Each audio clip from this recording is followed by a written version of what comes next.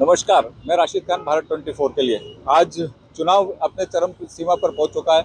जहां तक अगर बात की जाए तो 2023 का विधानसभा अब लगभग 12 दिन के बाद यहाँ पर वोटिंग है। आज इसी कड़ी में हमारे साथ यहाँ पर घटिया विधानसभा के रामलाल मालवीय जी हैं। मालवीय जी, सबसे पहले आपका भारत 24 पर स्वागत है। ये चुनाव आपके लिए क्या अहमियत रखता है?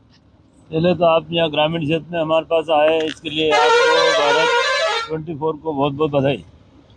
चुनाव निश्चित रूप से मायना रखता है, और मायना इसे रखता है कि वो जो आज चुनाव हो रहा है वो आने वाला 5 साल इस विधानसभा क्षेत्र का और मध्य प्रदेश का भविष्य होगा, युवाओं का भविष्य होगा, महिलाओं का भविष्य होगा और ग्रामीण क्षेत्र के विकास का भविष्य होगा। इसलिए ये चुनाव खास है। आप लगातार 3 बार विधायक भी रहे हैं, पिछली 3 बार के विधायक हैं। इस चुनाव को आप कैसे देखते हैं, जबकि ग्रामीणों में अपार जन समर्थन मिल रहा है, उसको कैसे? मैं हमेशा जनता के आधार पर, उनके मतदाताओं के आशीर्वाद से और उन्हीं के कारण मैं विधायकों जो बना हूँ, तो आने वाले समय में भी उनका प्रेम आशीर्वाद मेरे ऊपर निश्चित रूप से ग्रामीण क्षेत्र में है। और हम लोग माननीय कमलनाथ जी ने जो वचन पत्र दिया मध्य प्रदेश कांग्रेस कमेटी के अध्यक्ष के नाते, उस वचन पत्र को लेकर हम लोग पब्लिक के बीच में जा रहे हैं। हम लोग किसानों का 2 लाख रुपए तक का कर्जा माफ कराने की बात कर रहे हैं। हम लोग समर्थन मूल्य पे 2600 रुपये प्रति क्विंटल में गेहूँ खरीदने की बात कर रहे हैं। नारी सम्मान में महिलाओं को 1500 रुपये प्रति महीना देने की बात कर रहे हैं। हम लोग किसानों को 5 हाउस पावर तक बिजली निःशुल्क देने की बात कर रहे हैं। 10 हाउस पावर तक हाफ बिजली, घरों की बिजली 100 यूनिट में हाफ और 100 यूनिट में 200 यूनिट में हाफ। बच्चों को पढ़ो पढ़ाओ योजना में 500 रुपये, 1000 रुपये और 1500 रुपये। 5वीं 8वीं और 12वीं में जब बच्चा जाएगा तो उसको 1500 रुपये महीना मिलेगा।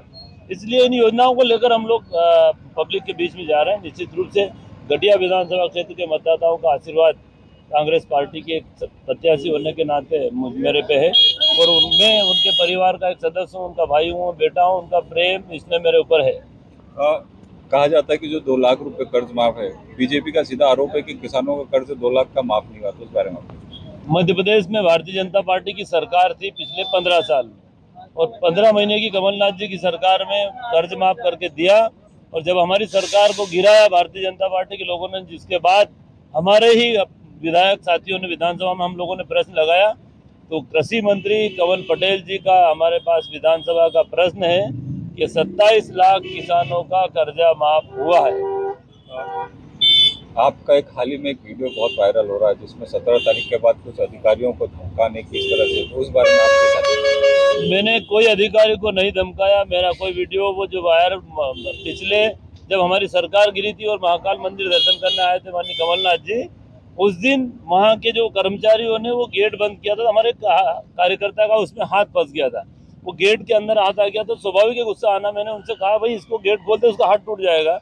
उसने उस समय सुनी नहीं थी हमारी बात। तो जब उसने कहा भाई इतनी जाति मत करो किसी का, अपने भगवान के मंदिर में आए।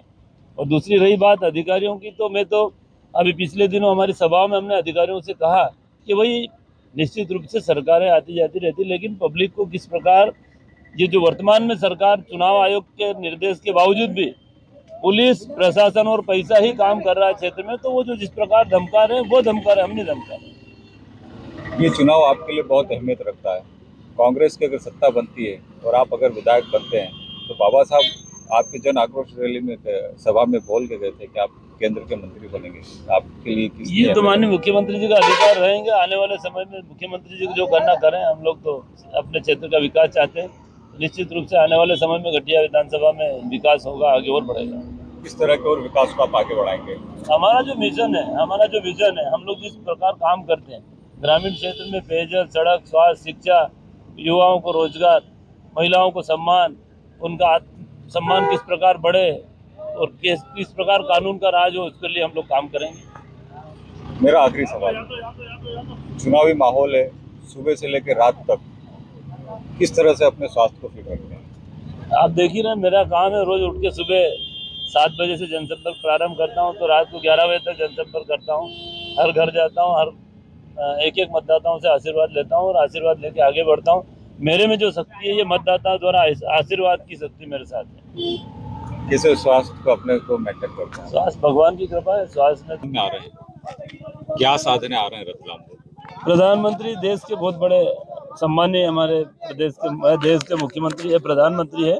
और प्रधानमंत्री जी को अपना प्रोटोकॉल, अपना दायरा, अपना पद की प्रतिष्ठा रखते हुए बड़ी जगह में, जगह छोटी जगह जाना उनका बस नहीं चले। वो ग्राम पंचायत चुनाव में पार्षद का प्रचार करने चले जाए, इसलिए आ रहे तो वो उनका काम करे। पर हम तो ये कहेंगे कि देश के प्रधानमंत्री जी को इतनी छोटी जगह में छोटी छोटी चीजों के लिए प्रचार करने जाना उनके पद के अनुसार नहीं है। लेकिन कहा जाता है कि बीजेपी के जो कार्यकर्ता हैं वो कहीं पे भी प्रचार करने जाते हैं। कोलकाता, अगर हैदराबाद की बात करें तो वहाँ पर भी पूरे कैबिनेट मंत्री भी एक नगर निगम के चुनाव में भी गए थे और लगातार वो हर प्रदेश में चुनाव पे जाते हैं, विधानसभा चुनाव में रैलियां करते हैं। क्या इस पर अपने अपने राजनीतिक दल अपना अपना वो है, जाए उसमें कोई वो नहीं, लेकिन देश के प्रधानमंत्री को अपना वो रखना चाहिए। वो है जनता के लिए, वो उनका बस नहीं चले, चुनाव नहीं कराए, घर बैठे ही वो सब प्रधानमंत्री जी अकेले कुछ कर ले। क्या आपको लगता है कि इतने बड़े लेवल पे प्रधानमंत्री रैलियां कर रहे हैं, कहीं न कहीं मध्य प्रदेश शासन की कमियों को छुपाने के लिए कर रहे हैं?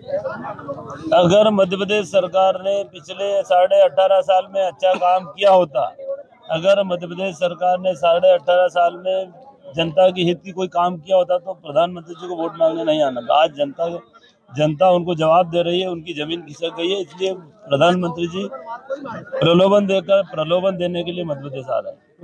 धन्यवाद। कांग्रेस पार्टी जिंदाबाद।